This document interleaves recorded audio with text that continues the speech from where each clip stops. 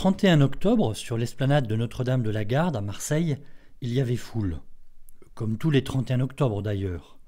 On y vient en famille, avec des appareils photos, pour observer le mont Canigou au coucher du soleil.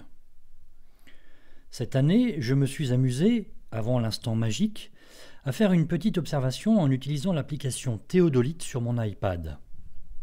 Cette application astucieuse utilise les gyroscopes et accéléromètres de l'iPad ou du smartphone pour fixer ce que l'on appelle l'horizon artificiel, autrement dit, la perpendiculaire à la verticale du lieu. La précision de Théodolite est de 0,09 degrés. C'est parfait, car c'est bien inférieur à ce qui est requis pour mesurer la courbure de la Terre telle qu'on peut l'observer entre Notre-Dame de la Garde et le Vieux-Port ou une plage quelconque. Ce 31 octobre, donc, j'ai calibré l'application Théodolite en fixant l'horizon visuel que j'ai défini comme étant mon angle 0. Et le lendemain matin, je me suis rendu à la plage des Catalans. J'y ai fixé de nouveau l'horizon visuel et j'ai obtenu un angle d'élévation positif de 0,4 degrés. Cela veut dire qu'en descendant de Notre-Dame de la Garde à la plage des Catalans, il m'a fallu lever ma tête de 0,4 degrés pour observer l'horizon visuel, pour une différence d'altitude d'environ 140 mètres seulement. Cette mesure simple, mais néanmoins précise, est tout simplement une mesure de la courbure de la Terre. Cet angle qui fait se baisser l'horizon visuel au fur et à mesure que l'on monte en altitude se nomme dépression de l'horizon. Il se calcule simplement.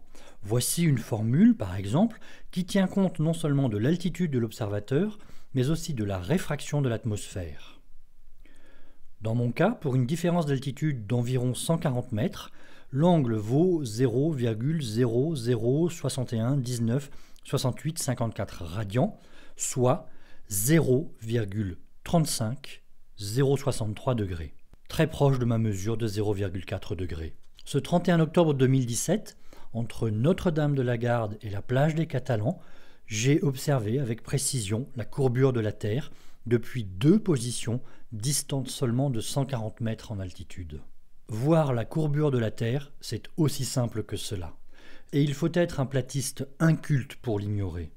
Les marins, eux, connaissent parfaitement cet angle de courbure. Ils l'observent et le mesurent depuis des siècles, depuis la vigie de leur bateau, alors qu'à cette altitude de 20, 30 ou 40 mètres, en fonction des bateaux, il n'est que de 0,1 degré environ.